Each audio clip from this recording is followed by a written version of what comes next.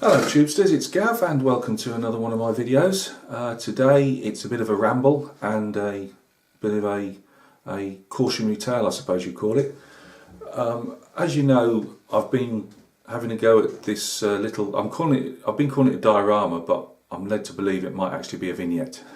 So that's the two figures and the dog on the eastern front. I've got most of the materials I want to make for my little diorama. I'll shoot that on another video because I'm sure you're all dying to see it not, but I'm putting the video up anyway, so you might just have to bypass that one. So yeah, that's coming. I've just got to just pick I'm going to do a couple of little trees for it, so I've got to pick up some florist's wire. So I've been watching loads of YouTube vids as I've been painting, and I'm going to have a go at making some wire trees.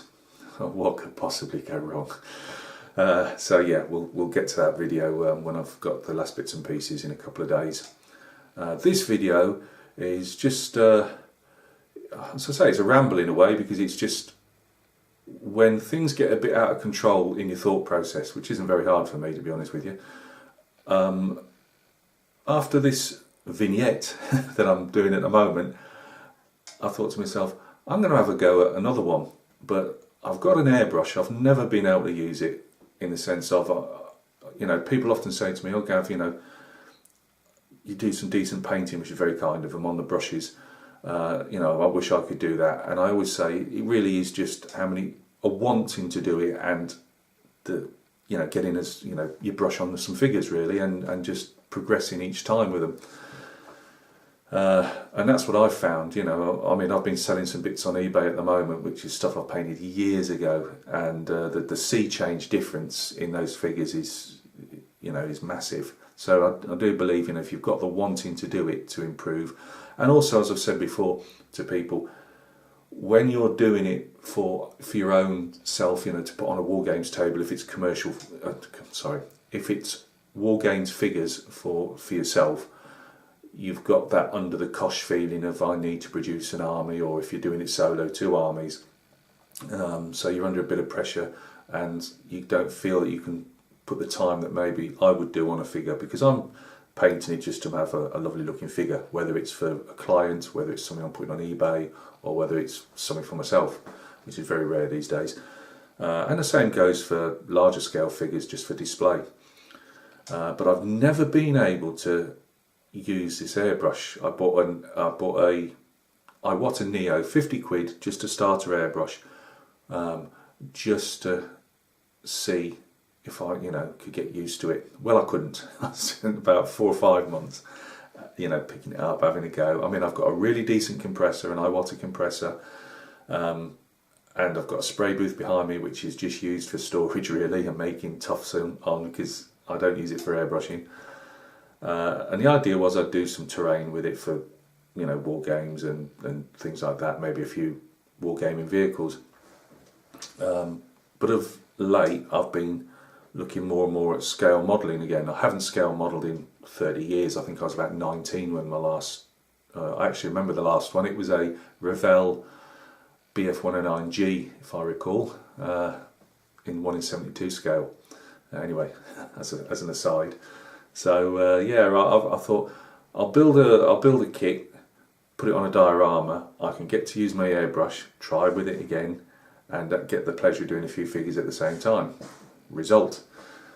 So I went on eBay, and you're looking, I'm thinking I could do it myself, either maybe a Jeep, maybe set in the Ardennes with some American figures, maybe a Kugelwagen or Schwimmwagen with some German figures, or maybe some Tommies with an Austin Tilly.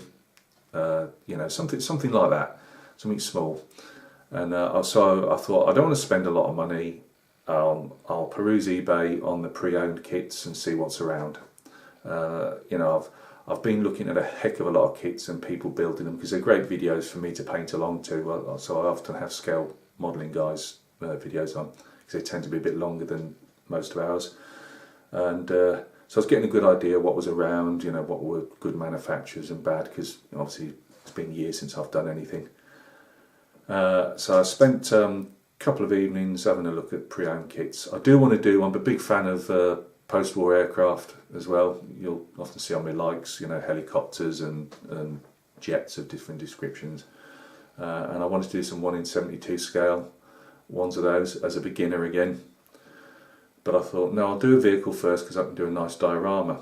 So went hunting for the Jeep, Kugelwagen, Austin Tilly, anything small. And this is what I came up with.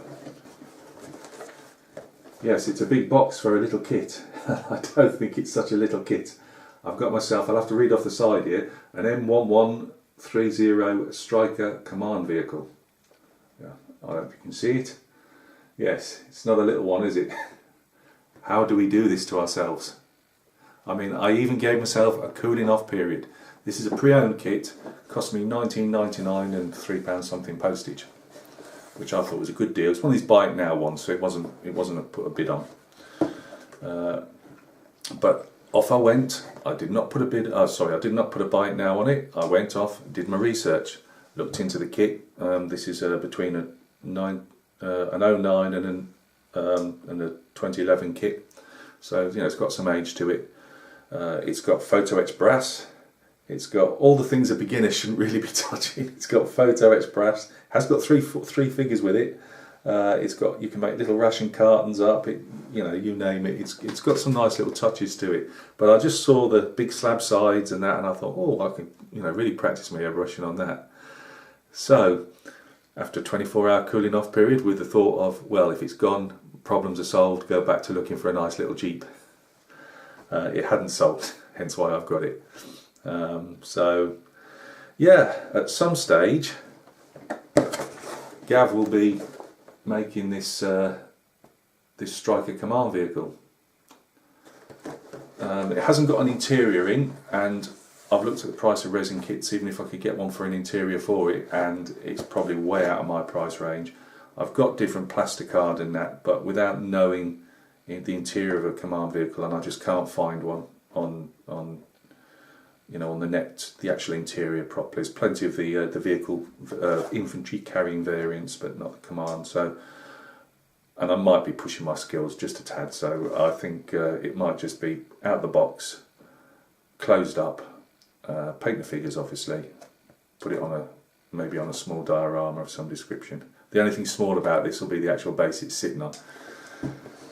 So yeah, things can get out of control. So after a 24-hour cooling off period, plenty of research, I still went and hit that button.